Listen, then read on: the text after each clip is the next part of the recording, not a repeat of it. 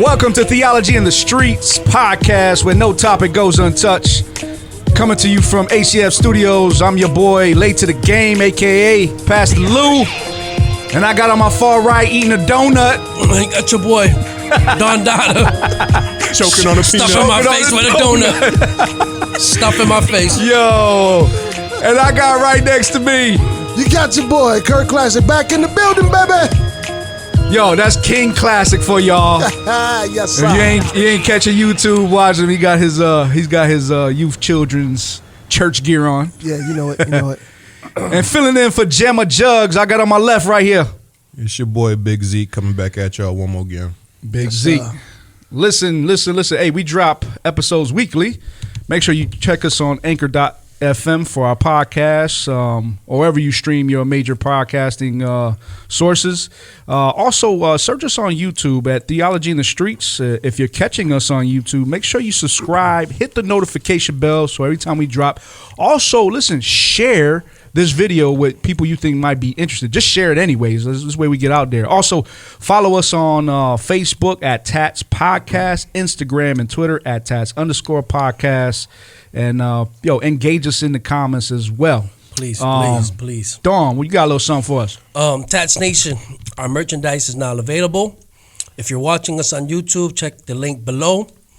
If you're streaming us on the audio, type in your browser, teespring.com/stores/T.A.T.S Nation.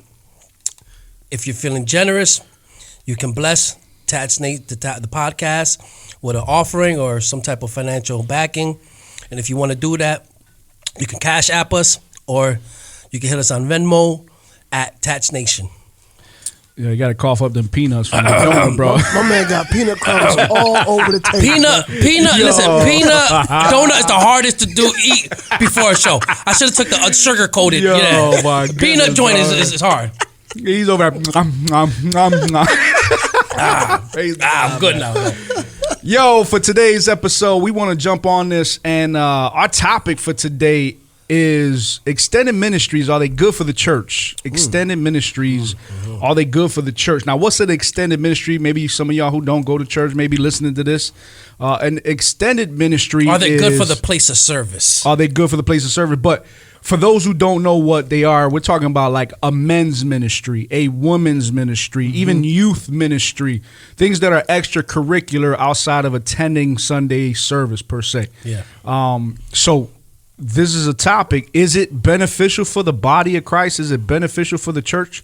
Or is it not? Now, let me say this. Not every church has extended ministry. There's smaller ministries that don't have these kind of things. But I would say for the majority of American church culture, this is kind of part of the way church is done. Yeah. Why would you say that? Interesting. I don't even know. I haven't really thought about it. It's a great question. Why do we do it that way? I think it's just tradition. It's become tradition, so to speak. Okay. Now, is it good though? Is it bad? What y'all think on that? Like, are people edified from it, or is it really doing what is biblically mandated from Scripture? Yeah, I would say why we do it. I think today it's become more of a tradition, but I think the original intent was to meet a need. You know what I'm saying? That at least there was a perception that there's a need, to have these kind of external ministries outside of, like you said, Sunday service or Wednesday night Bible class. You know what I mean? It was like something a little extra that may have been perceived to have been needed to grow that individual even further, or group of people even further. Now, have we handicapped the people? And what I mean by that, what I'm saying is that we're kind of approaching it like they're not doing their own study at home. So we're trying to fill in the gaps that we feel that the believer's not taking initiative on. So we're like, hey, oh, let's make sure this person knows about marriage. Let's do a marriage ministry. Hey, they probably ain't teaching their kids. Let's do a children's ministry. Yeah. Hey, they probably don't know about, whatever. And let's fill in that gap. In a way, can you enable a believer that way? That's a question I pose. What y'all think about that? When it comes to something like that, I mean, like a lot of other things in life, I think it's good to have different perspectives. Like if I'm studying at home and I have a particular understanding of a scripture or a subject, if we come together as a group, say, all right, this is the topic for this week. What did you get from this? We talk about it. We commingle. We discuss it. And then at the end of the day, if we come as a sect of the church body, we come to a conclusion. All right, this is what we think it means. Let's look at it from a biblical point of view. This is what God says. Boom. We come to a consensus. This is what it means. This is how we should apply it to our marriage. This is how we should live.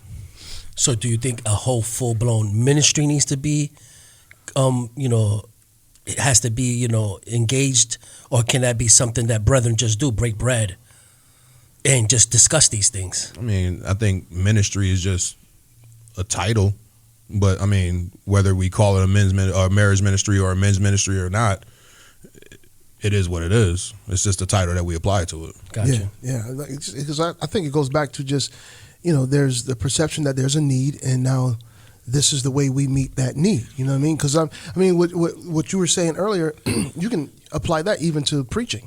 Yeah. You know what I'm saying? Like, why should a pastor even preach? Let's go to topical preaching then. Then there's really, what's the point of you doing the topical preaching? Mm-hmm. It's because you think that there's a need to touch on these subjects, versus let's just go more, expository through scripture, going line upon line, just going straight through, chapter by chapter, verse by verse. You could just do that. But the reason why sometimes people may have topical sermons is because they felt that there was a need, right? That there was something that needed to be conveyed to the people, and you do that oftentimes through topical sermons. Hey, that's a whole nother subject. Yeah, that is. That's a whole nother episode. We gotta write that down. There's a danger with just. Yeah. So let me just back up. I agree with the notion of the need. So let me break this down twofold. In the book of Acts, you find early church. One of the struggles is that you had widows that had needs. And one of the arguments that came up was you had Jews that spoke Greek, and then you had Jews that spoke mostly Aramaic that was closer to Jerusalem, and there was kind of a prejudice between the two. And the church came along and met those needs, brought peace in between. So there was a need that met the people. Right.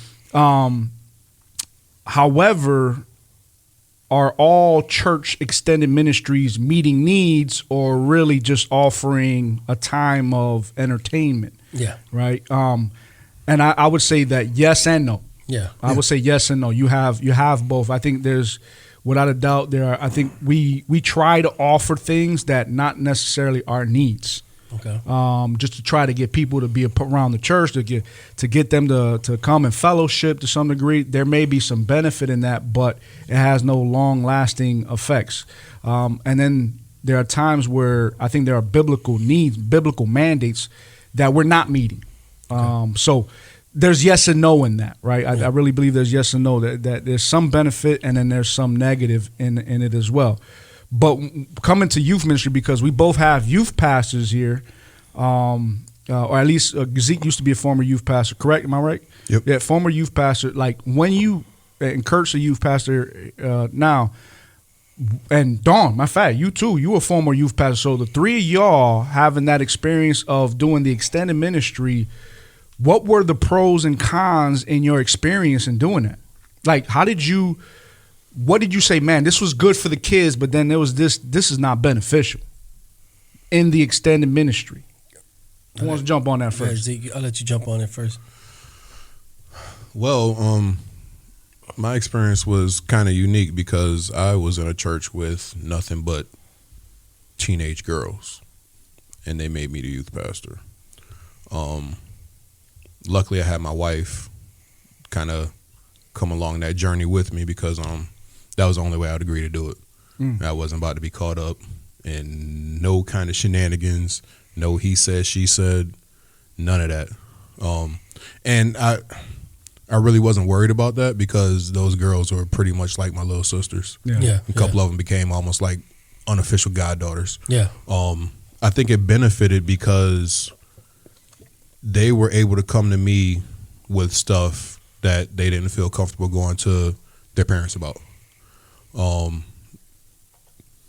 And I would always make sure that whatever advice I gave them did come from a biblical worldview. It wasn't, well, this is what I think. I'm like, well, you know the word like I do. What does the Bible say about this? What should you be doing? Mm-hmm. They were able to reach out with whatever the issues were. They felt comfortable coming to me, and I'd be able to guide them and make sure that they didn't stray too far into what their friends might do or blah, blah, blah, because I wanted to make sure that whatever they decided to do was as close to being in line with God's word as possible. And they appreciated that. One of the cons was it almost became like us versus them. It almost felt like we and Kurt knows this because Kurt was there to observe, but it almost felt like we became our own little gang, and it was unintentional. But so that's the makeup of the way the extended ministry is. Do you think like I don't know if it was. Yeah, I mean, because that was my only. That's not my only goal. So that wasn't the intention. It wasn't the intent. But it just happened to happen that way because you're taking these group of people, separating them, and doing whatever it is you do with them. Yeah. Well, listen, and this brings up a whole nother labyrinth of things. All right, labyrinth. Now, while I want to say this, it's some purity in there, some pureness. And what I'm trying to say is that with children's and with teens, there's some innocence there. See, the dope thing is that youth and children can't fake it. Meaning, if they're gonna attend the program, they sold out. They in it. They can't just come like adults and fake it.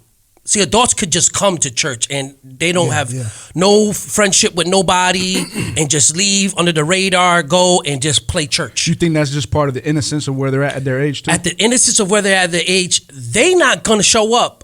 And if they do, if their parents are making them, they're going to let it be known. I'm here because I'm forced to be here. Yeah. But if they're coming and they're telling you to pick them up and their parents don't even go to church, it's because they genuinely want to be there. Yeah. That's the dope thing of youth. Yeah.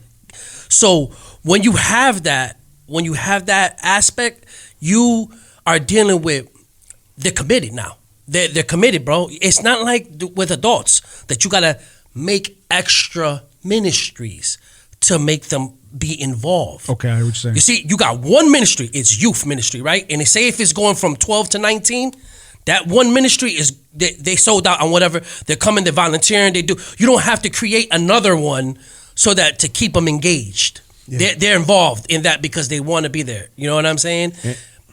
I'm sorry, I didn't mean to cut you off, but you got to make sure that when they are coming to, like, they're calling you to come pick them up, it's for the right reasons, not because they just want to chill. You got to make sure that when y'all are together, they know that we are going to be talking about the word. We're going to be discussing this thing called Christianity. We're going to be making sure we living this lifestyle right. And that's all. I mean, I live in Greece. Our church is on Hudson Avenue, and I got people out in Fairport. Zeke, can you come pick me up? Exactly. Bet. But no, this isn't going to be a chill session. Exactly. We're going to be talking about the word. Yeah. And they still came. Yeah. And the thing is, listen, one thing is, a kid don't have a problem talking about the word, young. If you just let them be them. That's the problem right there. If you don't let them be them and you're trying to, see, you, as a youth pastor, right? You got to let them ask them questions. See, at an adult church, they're challenged. Why are you asking that? Why you don't ask that? See, youth is different. It's open.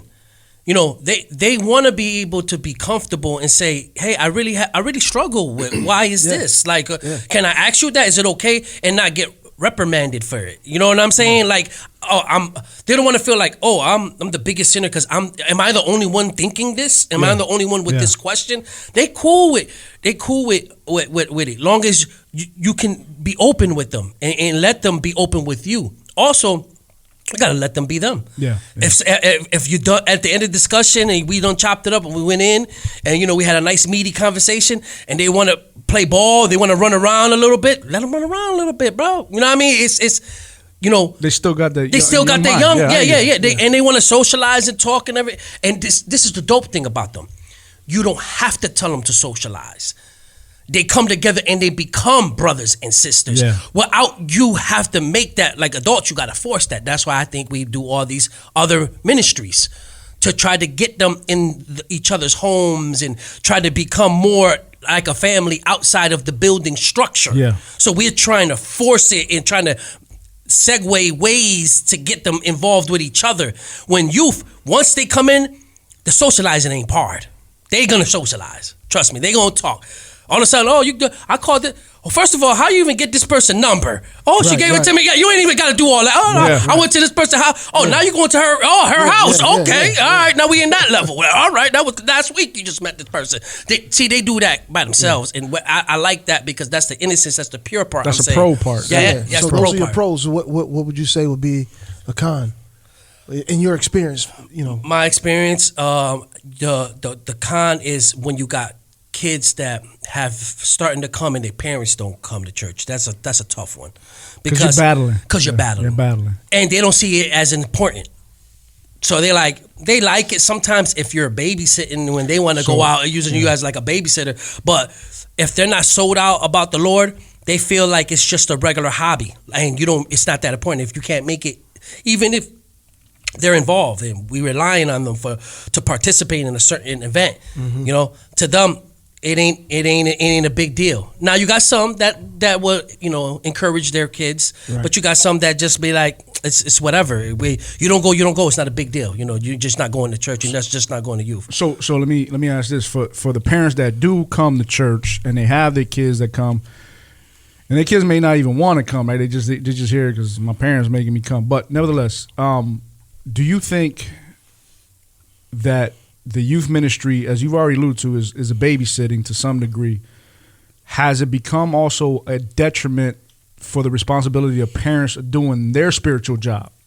And that's what I was saying earlier. Okay. Like, are we enabling some of these believers by by creating these ministries to fill in the gap that what they're not doing? You know what I mean? You got the Bible Institute, right? And these are which is dope because they got to sign up for it. So if you want that passion, you have that passion, you want to do it, you could sign up for it, right? And you go in depth on different topics and different things about the Bible. Yeah.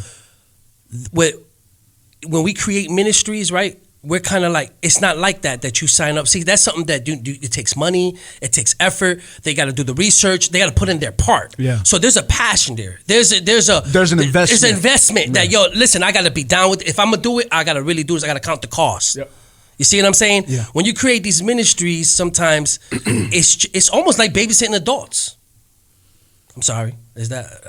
Sometimes it is. No. I would agree. Yeah, some. But there's some that's truly invested into those ministry marriage. They really want to get their wives and the husbands really want to work on them. So I'm not saying for all. I'm just saying, generally speaking, sometimes you get those two things, Yeah. And I should we again? So let me throw this out there, like from a larger church perspective. Some of you experienced maybe like a mega church status. They do a great job of galvanizing people into extended ministries, or even like volunteer positions that are extended ministries.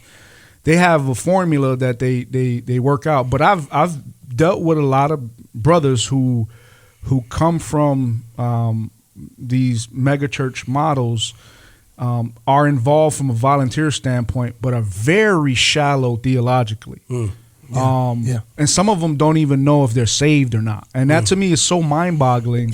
That you could be a part of a church and you're and I'm not saying questioning. Every Christian goes through moments like that. I'm talking about they don't even have the basics ABCs of understanding how their salvation works. That's more I want to say, and that's a struggle, I think, for sometimes extended ministries. You got them working doing things, which is good. It's not a bad thing, but at the same time, do they know God? Yeah. Right. Because that's really vital. And if you don't know who God is, you don't know what you're doing, why you doing what you're doing, then it can just be tradition only. Yeah. Yeah. Kurt, but you right now, youth pastor. Yeah, man. What are the pros and cons you see right now? I mean, it's a lot of what these brothers have already shared. Okay. But I would say for me personally, in my experience, let me start with the pros. The pros are definitely that you get an opportunity, if you're a youth, I'll say this, that you get a message that's curtailed for you. You know what I'm saying? It's on your level. You can understand it. You know what I mean? It's catered for you. So I think that's a pro, man, because now I can interact with this thing that I right now, it's not really my faith, but it's my faith in a sense. You know what I'm saying? If y'all can understand what I'm saying. Like you're being brought by your parents. So you really haven't, this ain't yours just yet. This is still mommy's and daddy's. You know what I mean? You going off of mommy's and daddy's faith right now. So now I'm trying to interact with that and figure out, is this for me? Because at the end of the day, there's going to come a point in time where every individual has to have their own relationship, right?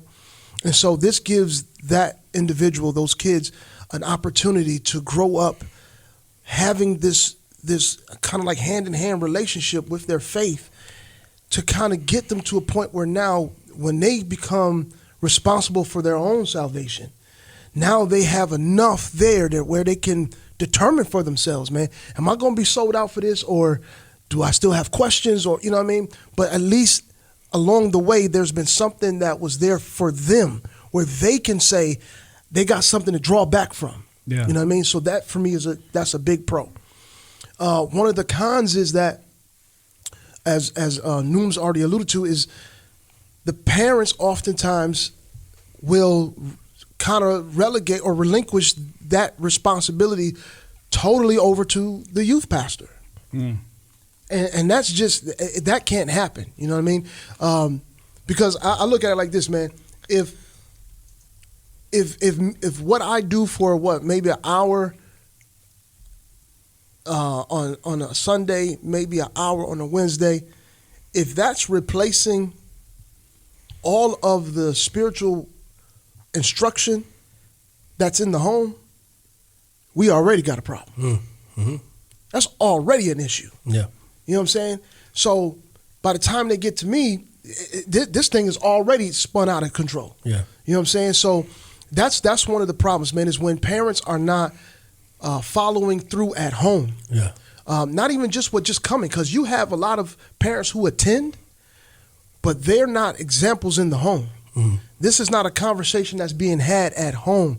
This is not something that's being done in the home. So now everything is really, man, like, yo, you better be really good at what you do as a children's pastor, bro. I'm serious, because otherwise, man, these kids gonna be, They ain't gonna latch on. They ain't gonna latch on, bro. Yeah, they ain't gonna latch on. Because they're only getting 2 hours. Yeah. Listen, I had a question for y'all though, because I'm not from the church. I'm not raised in this place of service, right? I am, we are the church, but I'm not raised in a place of service. So, and Jamaica, testify to this. Okay, when you want to be part of a gang, right? Yep. There's no underlying ministries in that. When you're part of a gang, you're a part of the gang. You do what the gang do. You meet up with the gang go. We do, right? There was nothing under that you had to disciple somehow. The person was going to be discipled because he's together with the body of that gang all the time. And if we're lifting weights, if we're drinking, if we're smoking, they're learning from that. They're learning from the OGs, and that's an everyday thing of congregating every day, okay? You didn't have to sell us nothing. You didn't have to, because I wanted to be down with this gang. I had a passion, I had a heart to be down there, so I'm going to where they're going every day. And there was no underlying, way, methods that they were trying to engage us. Right, You was right, just engaged by being a part of that gang. Right. That's it. Well, and you learned the ways of that gang because you was around them. Yeah. And you learned to talk, you learned the lingo, you learned the fighting skills, you learned the camaraderie. You know what I mean? It all came from being together. And then once you go into parties and you're entering the hood with battles and stuff like that, you flex all that stuff you learned, Yeah. right? And it brought you even more tighter, brought you more, because y'all went to war together, now y'all tighter. I would think the same type of method would be with, as believers get together, right? You would think so. And I think part of the issue is Jamma sent me a link to an article that a Bishop Joseph Matera, I think that's his name, or Matera, wrote. And in it, he talks about, he outlines 11 things that kind of just tells that you don't have a good children's or youth ministry. And one of the things that stuck out to me was the fourth one that he has on here. And it's, if the goal is a crowd without biblical discipleship. And so that can go across any ministry. That goes beyond youth. It goes to any ministries within the house of worship, right? If the goal is attendance versus actual discipleship and actually building character within the people who are already members, right? The people who are already a part of this. If my goal is to go after more people, regardless of where they are spiritually. Mm-hmm. So like in a gang, when you guys hang out, it's because you're already in the gang, mm-hmm. right? You don't allow outsiders to come hang out with you like exactly. that. No, you can't. That's not. And you had to prove that you want to. If you want to, then you're gonna have to go through it. Yeah, because if you wanted to, there was things that you had to go through in order to be like, all right, well, we can accept you. A lot of hazing, you know what I mean, like all day. Oh yeah. And you knew that. As a person coming in, you knew. You knew that. You understood, bro. And that's how bad you wanted it. They're not gonna let me just come around them just to be coming around. Yeah. It ain't gonna happen. It ain't gonna happen. I better be prepared, right? But when we talk about doing ministries and stuff like this here, it just seems like a lot of it is, just get as many people in as you can. So now we curtail, or we cater and we construct these experiences, if you will, to attract more people, but not build the people that we already have. So maybe that's where the what I'm trying to say, the conflict is. Maybe that's where the conflict is. So what ends up happening, I think, in a sense, instead of building people, what we're creating is shallow Christians, even adult or youth. And I think from a youth standpoint, right, the battlefront is so. You're talking about them going through maturation, through puberty, on top of any family issues they may have at home. And then we're trying to teach them the scriptural things, right? And sometimes it's just very, let's be honest, it's very weak in teaching them. Or we don't allow the discussions, right? Right. We don't allow the questions that happen sometimes where because of if we're insecure as leaders, we don't know how to answer them. And it's okay if you don't have the answer, right? That's really what it comes down to. But allowing the discussion to happen, because I think a lot of what happens, a lot of young people in the extended ministry of being in the church, whatever, if they're out bowling together, if they're in the Friday youth service or whatever it may be, but when they're alone and they got to deal with a world that scoffs at their faith, and they don't know how to manage that, they don't know really how to deal with that's where the shallowness comes in. And I think we do a poor job of teaching our youth. And this is where I think it starts at the home, firstly. But then secondly, we reinforce that, I think, maybe from the extended youth part. And we're not doing a good job starting in the home. As Kurt already alluded to. So that's a struggle. That's a battle for our young kids in a world that's all about me, and yet Scripture is all about the other person. I had a question. How would a place of service look without the extended ministries? How does that look? Explain that to me. Bro, I'm going to be honest with you. It would be a dull spot. It'd be very I mean, dope. like, yeah, Because what's happening there? because When y'all getting together, like, what's going on here? because we talked about how the whole concept of the institutionalized church itself, right? How we're so Sunday service focused, right? Exactly, yeah. So if we don't have these external ministries, then all you really got What you got? is Sunday Sunday service? and maybe Wednesday. And let's be honest, most ministries, most Today, houses of definitely, worship, yeah. Wednesday is like maybe 30% of your congregation attends Bible study. Yep. Let's just keep it real. Yeah. So really you're talking about Sunday service. That's it. That is the essence of what you call church now. That's 1 hour. Because now now, right? And correct me if I'm wrong. You're expecting the believer to build himself at home and live this out now. Absolutely. That's why, right? That's what it is. It definitely would made a sense, 50 years ago. So when you look at youth ministry, it's a newer kind of ministry. That's not normative in the church. Oh yeah, youth ministry. So now? according to an article here on TGC, A Brief History of Youth Ministry by Dave Wright, he basically says that it's around the 50s where it first started being announced, but 70s is where ministries started to actually hire youth pastors. So before that 50s, it was just church. It was just church. No, okay. People, the whole family went to church together. Sit your butt booming out behind and listen. Yeah. Now, understand this though. The church people went to church almost every day back then. You know what I mean? If you were part of the church, you were part of the church. Yeah. Like y'all came together, y'all did things together as a family. That was a little bit more. Today, that's not the case. Okay, which makes sense with the gang thing I was saying, right, Jamma? Like if you're part of that, you want to be a part of it. So to them, it wasn't like you was pulling teeth. Well, they wanted that. That was the community place. And you got to remember exactly. It was you went to church where your neighborhood was. Exactly. That's the thing. You know what I'm saying? It's not like And that's another issue, right? Yeah. I could go Everybody saw 20. each other. Oh, because you see each other. That's where you're gonna see your friend, your neighbor. Exactly. You're right here. We're gonna all chill here. You already and go to school with these kids. Exactly. Yeah. So like now I can go 20 miles, 30 miles out, man, go to a church, you know what I mean? Yeah. But back then they just, I'm walking Which down is the another street. whole nother issue. And that's another episode. No, it's serious because then we don't need 15 church on one block. No, and that's a whole nother episode, bro. That's a struggle right there. I'm just for me, being bro. real, man. That's a fact. That bothers me when I see that. It's a bad testimony. And that's just not in the city. That's like even if you go into rural areas, you have churches that are right next to each other. So it's not only an inner city thing. It's not an inner city thing. Look at that. That's outside. So they got the church, a bunch of cows and horses, and then another church right there. No lie. Yo, Trending on the streets. Trending on the streets. My boy Big Z stepping in the gym. Trending on the streets. Jamma done gave me his baby, yo. Try to treat it right. Make sure I coddle and hold the head. Don't let it choke on its own vomit. First, we're going to talk about Uncle Kirk. Uncle Kirk. Kirk Franklin and his son in the news because of a heated exchange where Kirk said he was going to break his foot off in his son's hind parts. Okay.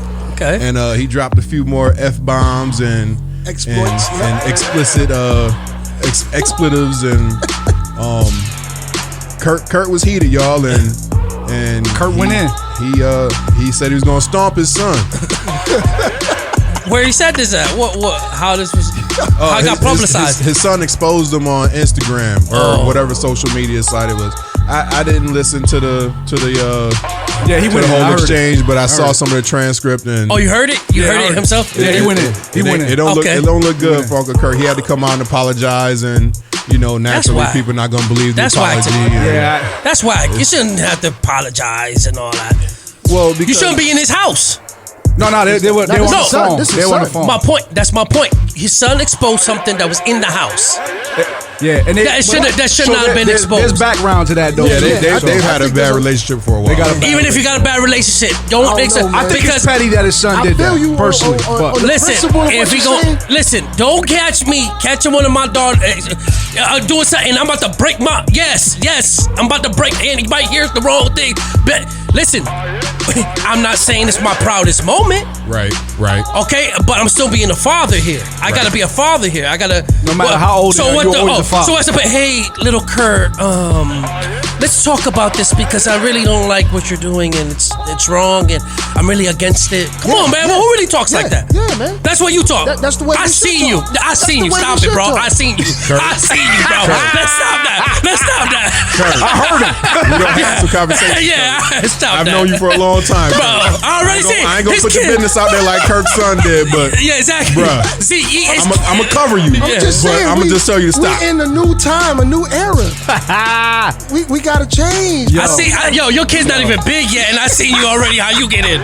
So don't I'll be like, my guy's son be like, I ain't listen. I put it out there. I ain't never apologized for our parent. Will That's I what make I'm- mistakes? Yes, that's what I'm saying. Right. Yeah. But if I'm apologizing to my son. I ain't apologizing to social media. Yeah. he's apologizing because he's Kirk Franklin. That's the point. You know what I'm saying? So- I think Nobody so care what? about Lou or Zeke or nobody apologizing point. like But that. still, He's Kirk Franklin. either way, Kurt Franklin or not. Listen, that's my son. I'm his father. Even Exactly. if we got issues, it ain't none of y'all business. That's what I'm Well, saying. it became our business when his son put it out there. You know who need to I understand apologize? that, That's who but need I to still wanna apologize. apologize. His He son need need to that. apologize. No, because real. he's the victim in this situation. Is he getting Yeah, abused? yeah, Is he man. getting abused? Yes. It's Okay. verbal abuse. Yes, It's mental man. abuse. Come on, It's, bro. I don't know. Yo, you know Come I'm on, playing bro. devil's advocate. I know you are. I know you are. Okay. Yeah. I know. See, I got you. I don't believe none of what I just said.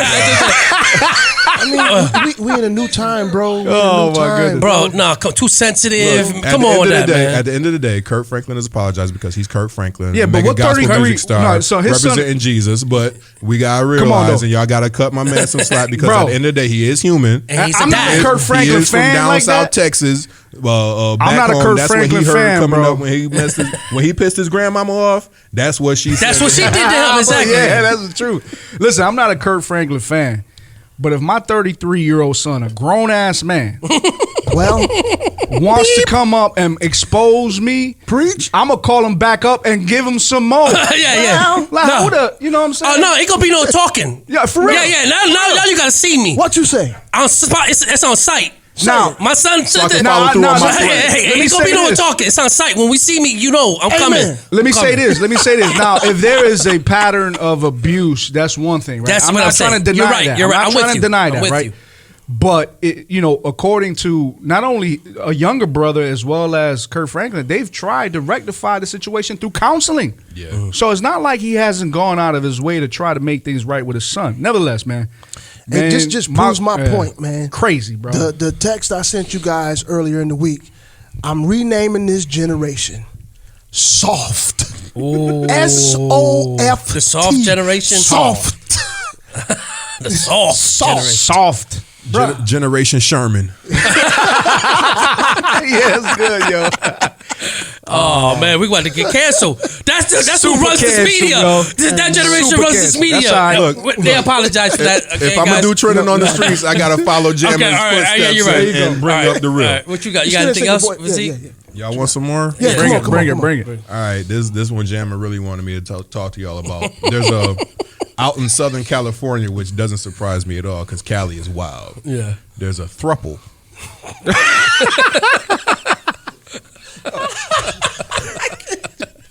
Yo, please explain that. Yeah, bro. please. Okay, Yeah. Ian Jenkins Oh, Lord. and his partners, Alan and Jeremy. Okay. Homosexual they partners. identify as a throuple. They are man. they're in a committed polyamorous relationship. So Yeah, okay. Yeah. Okay, so it's 3. 3 of them. Okay, keep going. Hold on. Let me get all this information before I come with any type of thought. Also involved with this throuple, they have 2 surrogates and 1 person who donates her eggs. They have children through this group, and they have been tied up in a legal battle to have all 3 of their names put on the birth certificate. So now we got 3 parents. 3 3 men and a parents, baby. We got 3 men and a baby. 3 daddies with children, and they want all of their names on the birth certificate. And they're biologically Oh, they're men. No transgender. No, I'm saying they're biologically not the parent, No. right? There's no. Well, they Pro-generational- provide the sperm. They They have someone who Wait, which provides one? the egg. Do they decide which one gets, or do they alternate? Is it they didn't know. So they honestly don't know out of the three which one really impregnated the egg. To them, it doesn't matter because they're one big happy family. That's a cluster, man. Cluster, yeah. you know Thruple. Look, like I said, Cali. I mean, Cali 2021. What you gonna do? Wow. So 3 dudes. No shorty. Jamma told me to say your man's Biden. Yo, he did. That's your man's. That's your man's. That's your man's. Joe, what you allowing to go on in your United States of America? Man. That's your man's. Man. That's tough, man. That's just. All right, what else you got? You got something else? Yeah, this one hurts my heart. There's I'm sure y'all heard about it. If not, down in Norman, Oklahoma, before a girls' high school. Oh wow. Yeah. Girls' high school basketball game. Okay. Girls. Okay. High school. Can we say girls now? Female, women. The she. No, I can't. One of the teams decided that they were going to kneel for the national anthem. And the announcer, who I don't know if he thought the microphone was off or he just didn't care, decided to spout off and call them effing N-words for kneeling during his national anthem. Wow. And he urged the other team to, go out and kick their butts for kneeling and disrespecting the flag. And then he turned around after he caught flack for it and blamed it on his diabetes. The beaties. The beaties did it. Yep, it was the beaties' fault. Now look, The sugar did it. I just recently found out I'm a type 2 diabetic. I have never, ever gone off on a tirade spouting racial or homophobic or any type of slurs. Now, I guess talking to Lou earlier, it can happen if your numbers are that out of whack. But Well, no, that's BC. See, let me say this. Right? okay, Because my brother was a type 1 diabetic before he passed away from diabetes.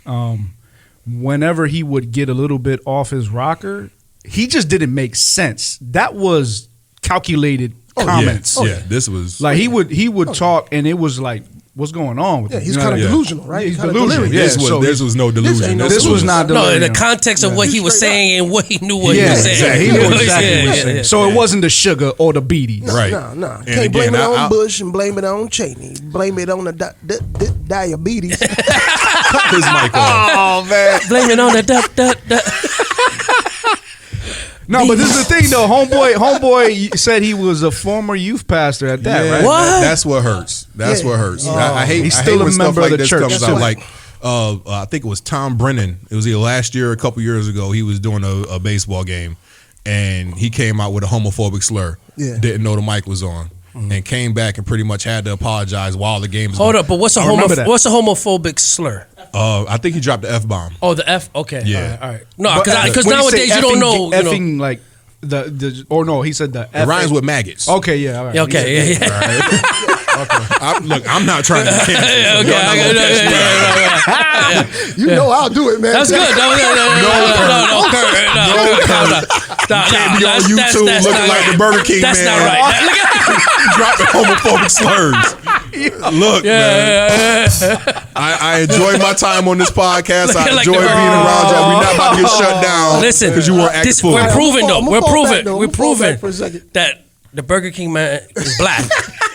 Okay, we trying to show y'all that, man. The Burger King guy is black. He ain't Word. that dude that you see. That's not the real Burger King dude. That's The a dude you mask. see on the commercial. That's Mask a off. yeah. This the real one right here. That's the real one, baby. But Got the yeah, stomach to prove it too. and the first thing he wanted to do was, I apologize for using that word, blah blah blah. I consider myself a man of faith, and I turned the apology off because at that point it's like, if you get caught out there, don't bring my God into this. I know. Yeah. Do me a favor and disassociate Own yourself that, man. for at least a few months because now you just giving people ammunition. Yeah. The stuff that's going on with Kurt, all they gonna look at, they don't see a father-son dispute. They see, Kurt Franklin, do you want a revolution? Something about that name Jesus, blah blah blah, out there cussing his son out. And now I told y'all he was fake. That's the problem with Christians. The Christians is fake. They putting on for the camera, but behind the scenes, this is what they like. Yeah. At the end of the day, it's a man. It's a man. right, that's we right. keep Yeah, trying to fallible. explain that. Yeah, exactly. That he needs Christ. Every man that needs Right. Christ. Yeah. Listen, that dude that passed that N-word, he was a pastor though. A youth pastor We said that. at a Ku Klux Klan church. Oh. my bad. Oh, that's the diabetes. My bad. The diabetes. That's my the bad. diabetes. My bad. Wow, that My was, bad. bro, that was a shot. That My was a bad. shot, My bro. bad. That was a I shot. mean, I think it was I that. did say It was that Oklahoma. peanut donut. Well, Yeah, It was that I mean, peanut See donut. how I put that together quick, right? Yo, but this They got churches This is too. bad, bro. they got their You're own right. churches. Yeah. They do. You're right. And This is bad. for some reason, they don't see that racism being wrong. I don't know what scripture they're not reading. I don't. It's a cult. That's what it is. Yeah. man. Oh, you know they treat the Bible like trail mix. But no. They pick and choose what they want. And they No, know what it they, is? They take the M&Ms and they throw out the No, granola. they all got diabetes. They got diabetes. They got diabetes. Because they That's don't what it is. M&Ms Now for we the know. trail mix. Now we know the Diabetes, answer. man. That's The sugars. why. The beaties The did it. sugars. Gotta be the beaties. Gotta blame it on the beaties, man. It's gotta be Sugar the and beaties. KKK. Yo, let's get it cracking, man. Let's get Go back. So with that, okay, here's Oh. a youth pastor. Okay, or former, right? Is he Former a youth pastor. Former youth pastor.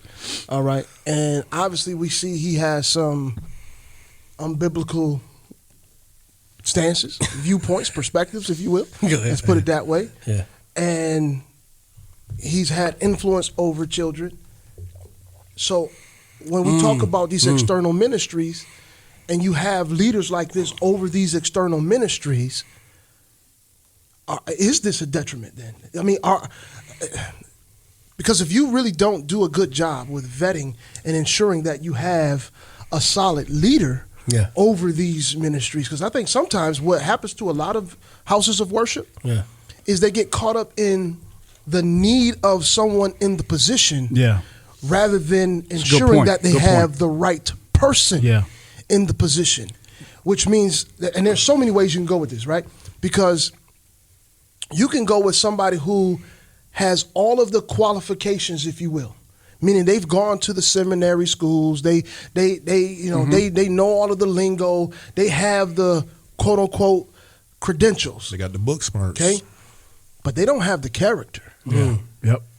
And you just assume that, okay, well, because he graduated from such and such and such a divinity school or a school of theology or whatever the case may be, he has all these degrees, and yep, let's hire him. I mean, are we doing a detriment when we do stuff like that? What that goes into the con. The con is when you got all these extended ministries, you need people to run it. Yeah. You So need now it's a volunteers. volunteer need now, Yeah. or personnel need. Well- and like you said, everybody's not qualified to do this, do that. And well, no, but even if like, is it really a need too? Right. So Exactly. that's the key right there, because let's say you fill a position for a need that you don't really have, and now you may be putting somebody that is a detriment, as Kurt is alluding to, that don't need to be there, hasn't proven character, and is abusive or takes advantage of his position of authority. And so when we look at these extended ministries, even outside of the youth ministry, you look at men's ministry, choir, women's ministry, these things that populate, the reality is you always need someone to be the leader of that. And sometimes God will choose the person you least expect. It ain't even, they ain't got no schooling background. exactly. They just got a passion and they love the Lord, and God is actually through their experience in leading that they're actually doing. We can verify that firsthand Yeah. because we needed a guitar player, and this dude don't know how to play. Jammer don't know how to play a lick of guitar. He don't know how to play a lick, but we got him up there acting like he could play. He know how to do the faces. Jammer know how to do the faces. He acting like he into it. He know how to do all that. You know what I mean? But can he play? That's the whole. Now my man can't play worth a lick, but it's a need. It's a need, and we needed a personnel to fill that in. I think we just had this conversation, man. This is scary. If you feel that need out of necessity, be prepared to make moves when the proper person comes along. Because as a leader of the church, as the pastor, head pastor, you have to be in tune with what God is doing. Yep. I was listening to the radio on the way over here. Rick Pitino, famous college basketball coach, was talking about how he got fired from Louisville for some scandals that was going on while he was in charge that he claims he doesn't know about. Right.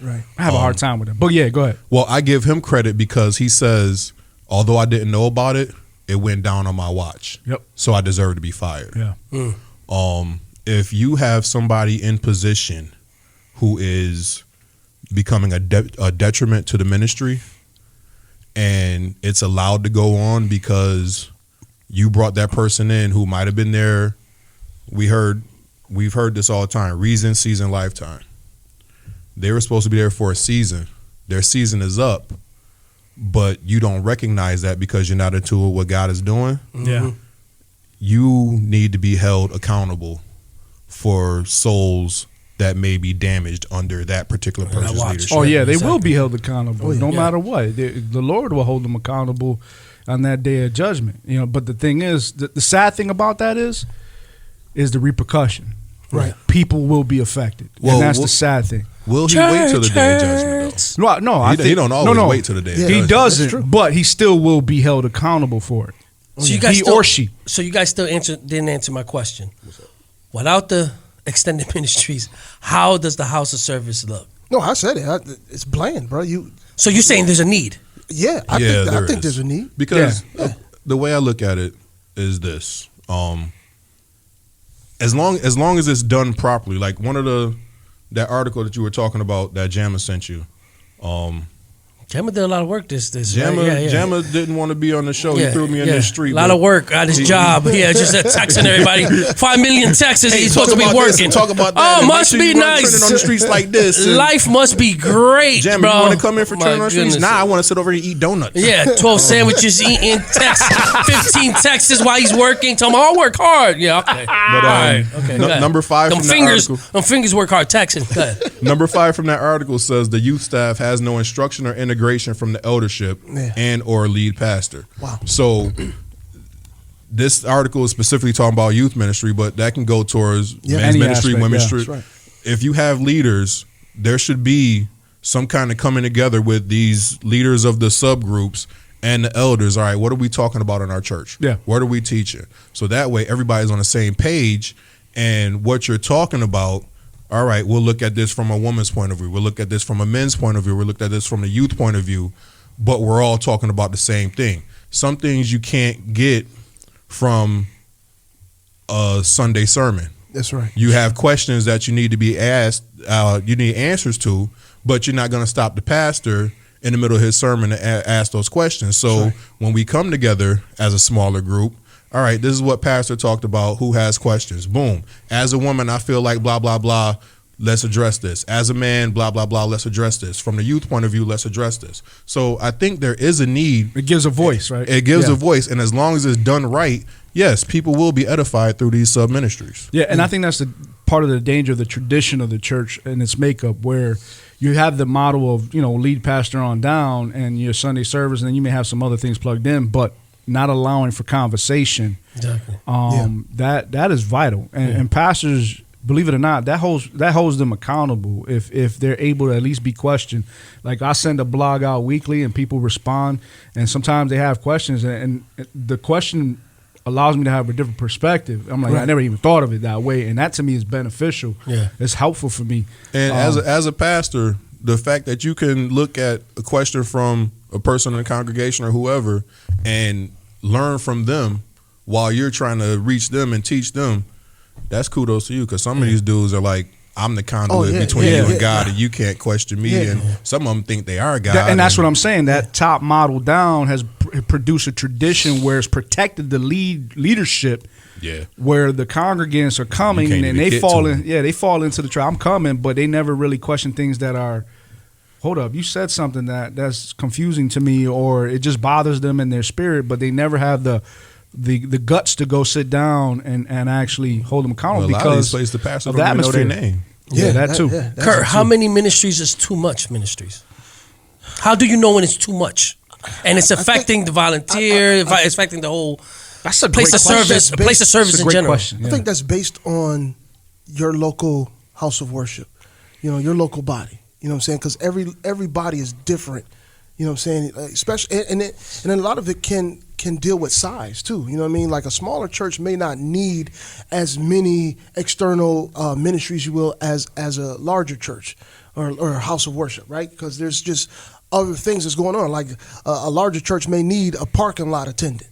Now, we call that a ministry because it's a service that's being provided, right? And you want to have the right kind of person out there. You don't want to have, Angry Joe out there because he gonna scare people. They gonna come in and go right out. Remember the comedian? Remember the comedian that came here? He said, I ain't never seen a church with so many pastors. You got the parking lot pastor. He said, you got the parking lot attendant pastor, the bathroom pastor. He killed us with that. He killed us with that. That was funny. He killed us with that. I give it to you. Again, I think it's based on the local body, man, and what their needs are. What you come, because when you look even biblically, because one of the videos I sent you guys with one of them was Vody Bachman. He was talking about this, and he gives some great points. He gives some great points, but he's one of these guys who believe in the abolition of these external ministries, and to take them out, basically. To basically take them out, and the main reason for this is because to them it's not there's no biblical precedence for it. Okay, that's number one. There's no biblical precedence for it, so it's not edifying the body. And my pushback to that would be, well, then you have to explain deacons. Because deacons in Scripture, if you will, that was not part of the church. That's not part of the fivefold ministry, if you will. That's not part of what God said He would give the church. But they made deacons out of a necessity. There became a need, and so now we established this deacon or deaconess ministry to do what? To serve the body. Yep. So we do have to allow room for let's say, for Yahweh to grow even within the culture and the times. Because He's greater than our culture. He's greater than our times, right? Yeah. And so we have to allow room for the Holy Spirit to be able to expand itself, to be able to reach the needs even now, right where we are. You know what I'm saying? And so when we cut it off and say, oh, no, that's not biblical, man, bro, we can go down the gauntlet, man, and just talk about things that are not particularly, lined up in Scripture, like this, you can't do that, or you should do that. Man, there's a lot of stuff, but within reason, you understand the spirit of the text, and we look at things and we say, okay, based upon the spirit of the text, is this ministry biblically sound according to the spirit of the text? So is there a way to have men's ministry, youth ministry, women's ministry, to have all these things and still be biblically sound? I believe so. Yeah. How about you, Lou? That same question, which when is enough? When is enough ministry? And man, it's such a great question, because this is the thing. There are needs that pop up, and there's never enough volunteers. You're always looking especially for people. With more, right? With more and more and more. The more the church grows, the more the needs arise, and the more you realize, I don't got enough people that can do it. Sometimes it's qualification issues. Like there's just not enough qualified people to step in. And then sometimes there are people that want to, and but they're not just there yet. They need to be refined. They need more discipleship. And you take a chance sometimes, and then they fail. And this is where I think in leadership, you have to allow them to make the mistakes. You have to allow them to fail, because they learn through that with the undergirding them. Because I've experienced with some men that I've dealt with, that when they fail, they buckle after that failure. Yeah. Like they just feel like, man, I messed up. And then, they don't walk away from the church, but they walk away from any form of responsibility towards the church. Yeah. And I think as leadership, we have to be there to kind of undergird them in a sense, especially if they're young in the faith. But to give you an answer, I don't know if I have one, man, to be honest with you, because there's always going to be a need, and by God's grace, He'll fill it, and maybe it's just for a season where it comes along, but there's always going to be something that's pop up. Now, if we're just talking about men's ministry, women's ministry, choir, Golden Saints, right? I think there's a danger in trying to do so much and offer so much if you don't have the people to fill in. Then it becomes a pressure on yourself, and you fail, because especially if you give promises from a leadership standpoint. And I think you got to be careful. Like, oh, we're going to do this. We're going to do this. We're going to try this. You're trying to vision cast, so to speak, and we're going to get this done. But then it don't actually fall through. It don't come through because you did not have the right people in order. So there's a danger with that. Like Kurt said, because he brought the deacons the situation. Do you think there's biblical support on these extended ministries? I would say yes and yeah, definitely.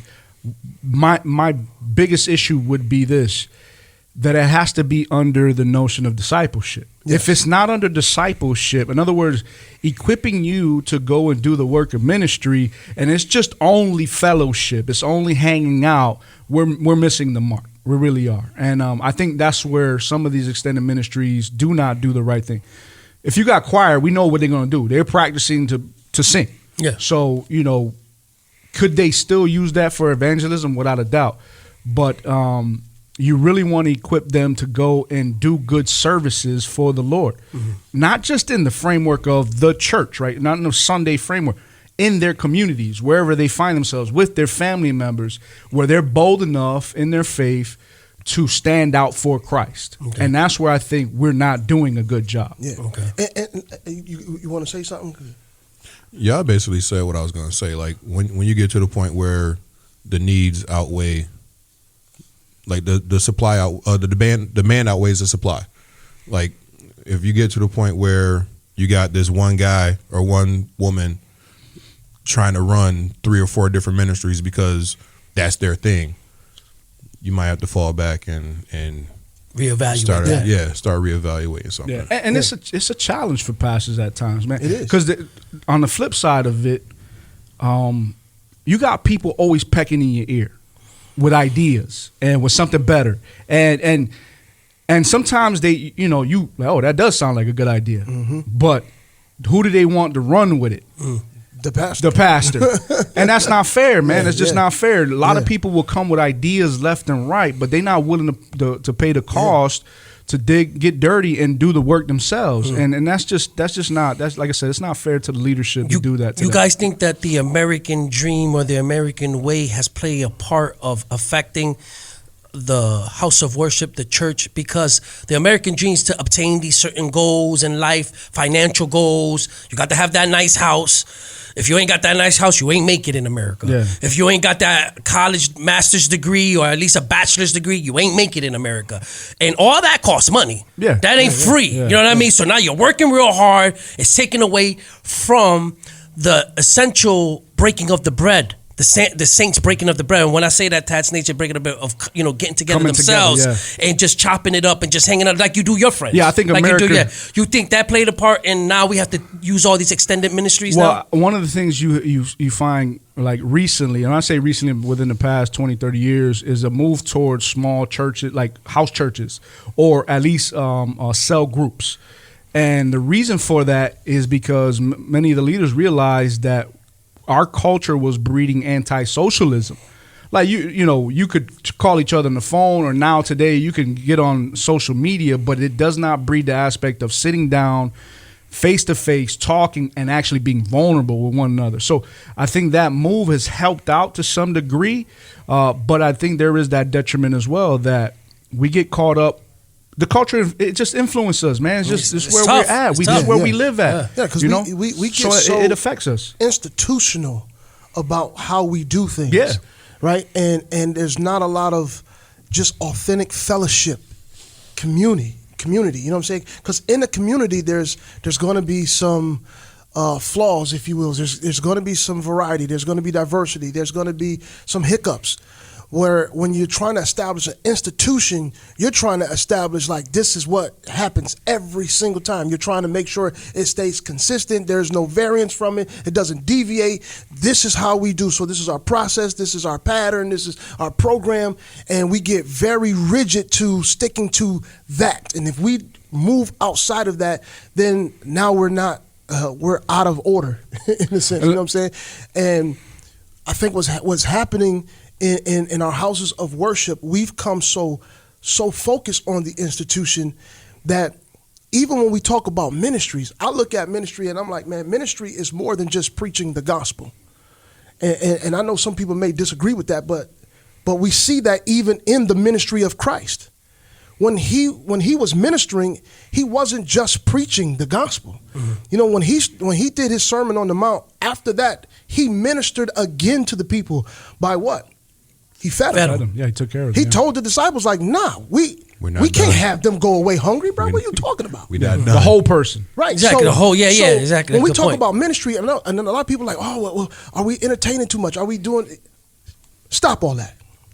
Okay, yes, there is a point that we can say, okay, we've become too much entertainment, but the whole person needs to be ministered to. There's nothing wrong with coming together and just having good fellowship, having fun, hanging out. That's ministry. Because sometimes, let's say as a man, I need to have that simple male bonding where we're not coming together chopping up the Bible all the time, going golfing with my boys, you know what I'm saying? Just Eating steaks at Kurt's house. Hey, eating steaks at Eating my house. steaks at Kurt's house. I ain't been invited once.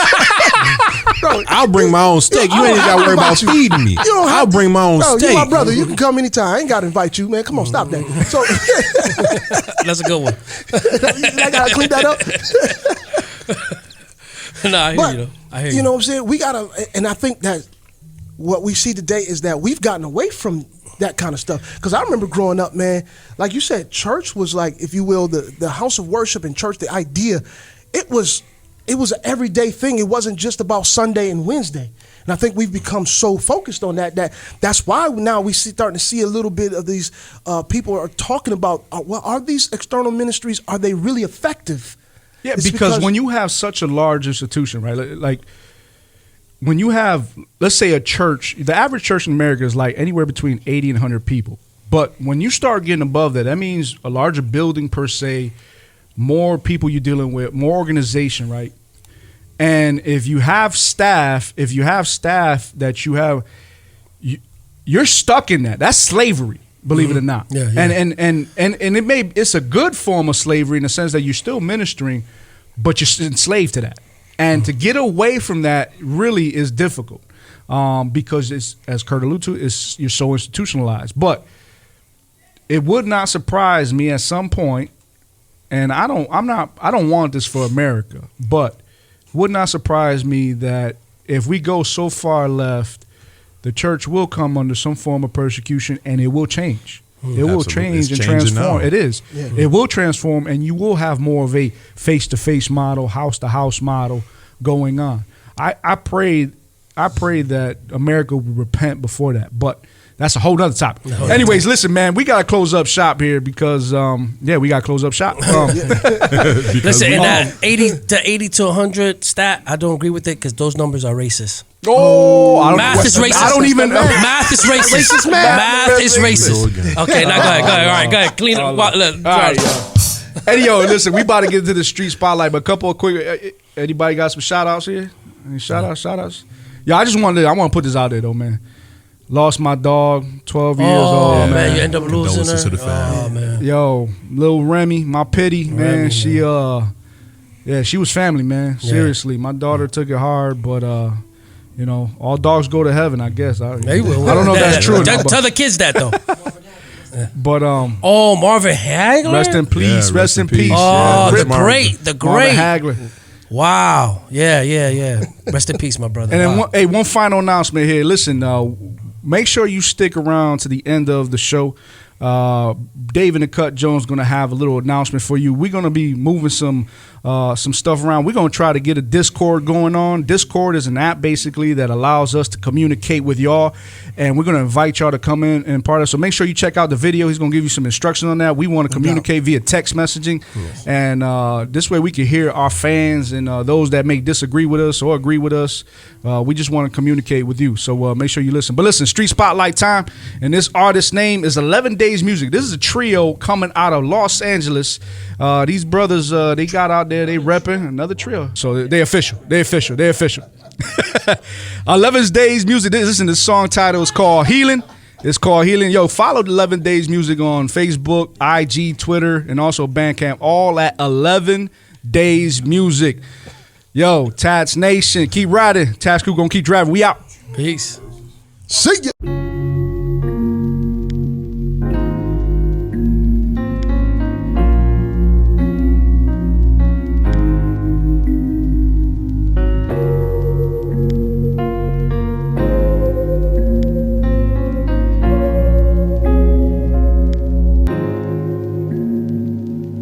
I don't want revenge, I want healing. healing. Does anyone understand really what I'm feeling? Pretending to be cool, but really in denial. I stuff a lot of pain, all up on my smile. I don't want revenge, I need healing. Does anyone understand really what I'm feeling? The thoughts that keep me up like things I should have done. Praying for some peace until the battle's won. Hurt beyond measure, couldn't fit it in a ruler. Working with this pressure, man, I wish I never knew her. Pursued a different type of women, yes, I mean it. It's true, the love I have for you is now depleted. Retreated back into my shell, this is hell. I fell into a deep depression, this my mental cell. Well, at least I got some company with memories, I got nerve. But somehow I ain't feeling these, please leave me at peace and plus my heart. Cause I can't bear the pain for you to part. I ought to stop and put this in perspective. I can't let the thought of you affect how I live. The best revenge is a whole lot of success. But am I really moving on, carrying all the stress? Praying for some peace, regret is getting louder. I forgive myself, you can't have that power. I don't want revenge, I want healing. Does anyone understand really what I'm feeling? Pretending to be cool, but really in denial. I stuff a lot of pain, all up on my smile. I don't want revenge, I need healing. Does anyone understand really what I'm feeling? The thoughts that keep me up like things I should have done. Praying for some peace until the battle's won. One thing that I notice is healing can be hopeless when you're holding on to hurt. You have to refocus, dear self. You have to learn to let go. There's nothing you can do to change what happened before, but holding on will only hurt more. There's nothing worse than having unforgiveness in your soul. It's like you're hanging on to a knife with no handle, trying to handle when our God has forgiveness in store. I know it's hard, cause I know exactly what they did to you. Their words were like daggers, the way that they injured you got you thinking, were they ever really friends to you? Cause the pain that they caused was not what a friend would do. But don't do it for them, it ain't about no one else. They probably moved on. Forgiveness is for yourself. That real freedom feeling nothing else can compare. You gotta take care of you, the meaning of self-care. I don't want revenge, I want healing. Does anyone understand really what I'm feeling? Pretending to be cool, but really in denial. I stuff a lot of pain, all up on my smile. I don't want revenge, I need healing. Does anyone understand really what I'm feeling? The thoughts that keep me up like things I should have done. Praying for some peace until the battle's won.